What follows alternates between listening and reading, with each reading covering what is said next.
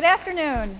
So I have the after lunch crowd, and if you start looking sleepy, I might just have to like bust into a little dance for you, wake you up a little bit. I'm going to start today in a little bit of a different fashion than the other speakers may have started. I'm going to start by telling you what I am not. I am not an archaeologist. I'm not a biologist. I'm not a chemist. I'm not an entomologist. I am not an ethnobotanist. I'm not an archaeologist.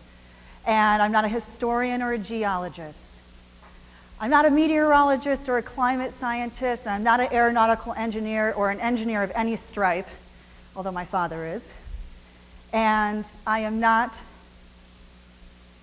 going to remember what I was going to say next. Because I just ate lunch too, and all the blood has gone down to my stomach. But I am interested in all these things. I'm a curious person. I'm what my husband, he's a third grade teacher, he calls a lifelong learner. And what that makes me is a writer and a storyteller. And something that people always ask writers, and I should have a presentation coming up here, something that people ask writers quite often is, where do you get your ideas? And I always feel that a writer, if you're going to be writing, you need to be able to go to the well, lower the bucket down, and pull something up. I tell young writers, if you want to write about life, you have to live life. You have to get out and experience life. So at the very, very beginning of my professional career, I was actually a zookeeper. And then I was the nature director of a summer camp. And I never really lost that interest in the natural world. I took a detour into the world of health and fitness and spent 21 years as a personal trainer, as somebody who owned a wellness business. I helped design and implement Corning Incorporated's nationwide fitness benefit. And then I sort of stumbled backwards via writing about wellness into this world of writing and just fell in love with it and says, wow, this was perfect for the learning junkie in me, to be able to play with lots of concepts and come up with stories. So I'm still waiting for my... There we go. I recognize those 4 elements. So for a while, when I first started writing, I really just was, I'd been doing fitness for 21 years, and I was ready to be done doing fitness. I thought, if I have to teach one more person how to do a bicep curl, I'm going to go crazy. And I did sort of consciously push it to one side and put all my energy into writing and into speaking to schools and talking to kids and encouraging them to read and write and enjoy the natural world. And then I started to realize that this world of personal wellness and planetary wellness were really not so far apart, and that's what I'm going to talk to you about today. So the first question I often get is, well, what is Gaia? When I talk about Gaia theory. Well, Gaia originally was the Greek goddess of the earth. That's where the name comes from. There was, in the late 60s, early 70s, Dr. James Lovelock. He's a British scientist who was working for NASA and studying the atmosphere of Mars. And they were studying the atmosphere in part to see if there was life on Mars, because it's such an exciting idea. And as he was developing his tools and technology to do that, he started questioning the atmosphere of the Earth. And he started thinking about, well, how is it that the sun is 30% hotter than it was when the Earth was formed, and yet the Earth has this remarkable atmosphere that stays relatively stable, at least till we showed up, right? You take oxygen, for example. If you have a little too much of it, things are going to start exploding. If you don't have enough of it, we can't breathe. And he developed what's called Gaia theory. And I'm going to explain what that is the exact way I explain it to kids. Gaia theory is the idea that the Earth is a super organism. It's a big living thing unto itself. And I like to explain this by starting with you as an example, because you are actually a super organism. So if you needed an idea to kind of wake you up after lunch, just think about being super. Makes you sit a little bit taller. I'm going to use this fun little guy as my helper. He's so cute. He's got his cute little nose, his little beady eyes, his little legs. And at night, when he wants to go to sleep, he tucks with his family right down in nice and close. So I ask the kids, what do you think this is? Is this a tree? What's going on here? They give me all kinds of answers. Well, what that cute little creature is an eyelash mite. You've got them right now. Don't go like this because you need them. That's always the fun part when I tell kids, and you watch them all like, oh no, get these eyelash mites out of my eyes. They eat the little bits of dead skin around each eyelash, and they're critical for the health of your eyes. They're just one of many living things that you have. 100 trillion microbiota. 100 trillion living things that are not you. And to put that into perspective, it's 90% of the cells of your body.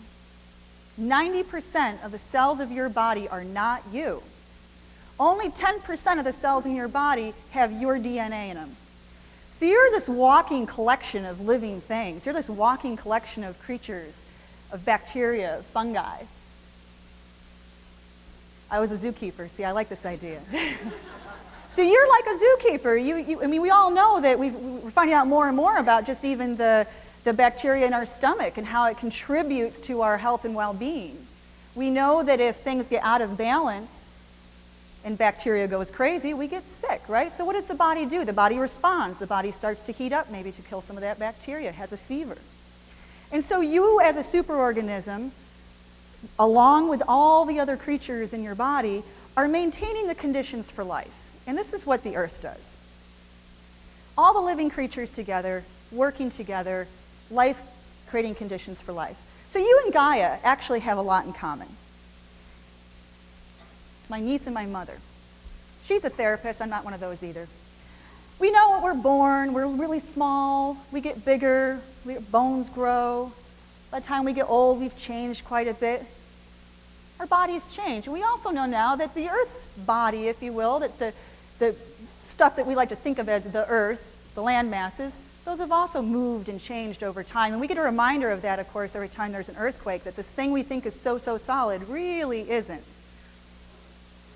You and Gaia share a demonstration of great design. And of course, this is the lungs. This is where the air exchange happens. Everybody take a nice deep breath.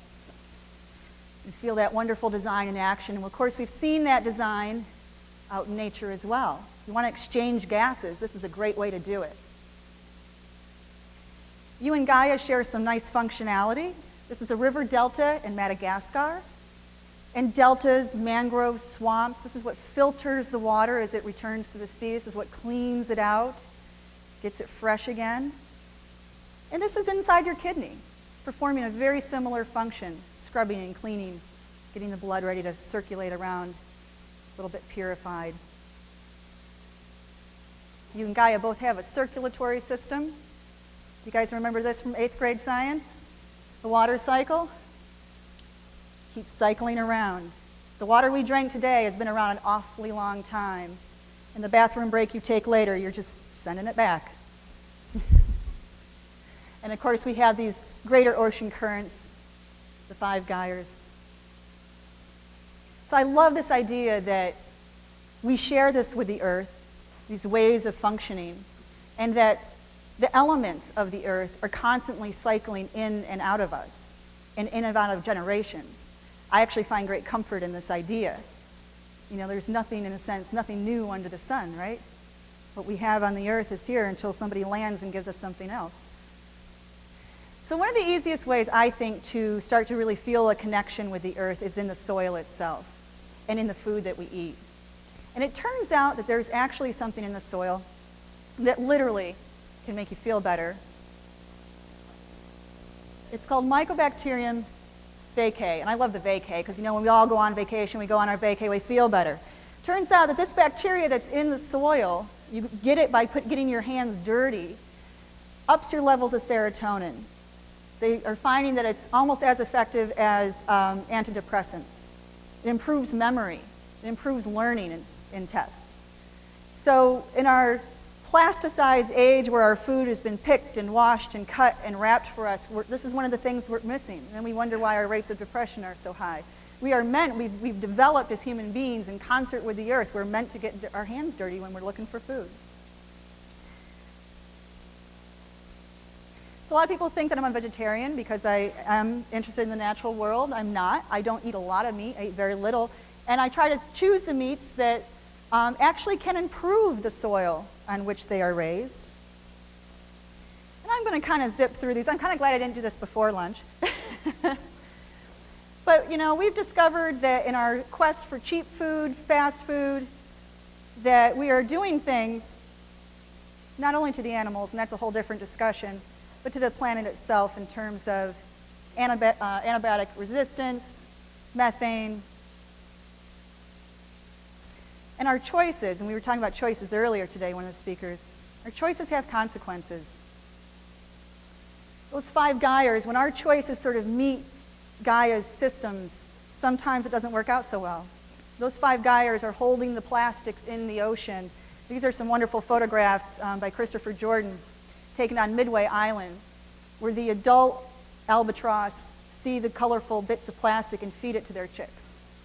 But I don't want to bum you out, because that's not the purpose of this talk. I actually want to give you a little hope. Because what the earth gives us is a sense of richness. I think this word for me really embodies what I wanted to share today. Because I have been poorer than poor, but I've always felt very rich because I've had this connection with the earth. When I get to go out and pick peas in the spring and stand there and eat them right off the vine, that makes me feel very full and very happy and very rich. There is a richness to nature that's always there. This, of course, is the wonderful Chemung River. The wonderful thing about nature is it does not ask for an entry fee. It doesn't care if you're young or old, if you're pretty, if you're heavy or skinny, it doesn't care. It's just there waiting for you. And as a storyteller, I find it fascinating that we really do think metaphorically about so much, and that the earth and nature around us really presents a lot of opportunities to tell stories to ourselves. When, I chose this picture in part because when, it was probably about 3 or 4 months after my mother-in-law passed away, and I was walking along the river. I actually live right next to the Chemung River in Corning. And I saw a tree that had fallen. It was dead, seemingly. And up out of it, of course, is this sapling growing, right? It's still the same tree. It's just not giving up.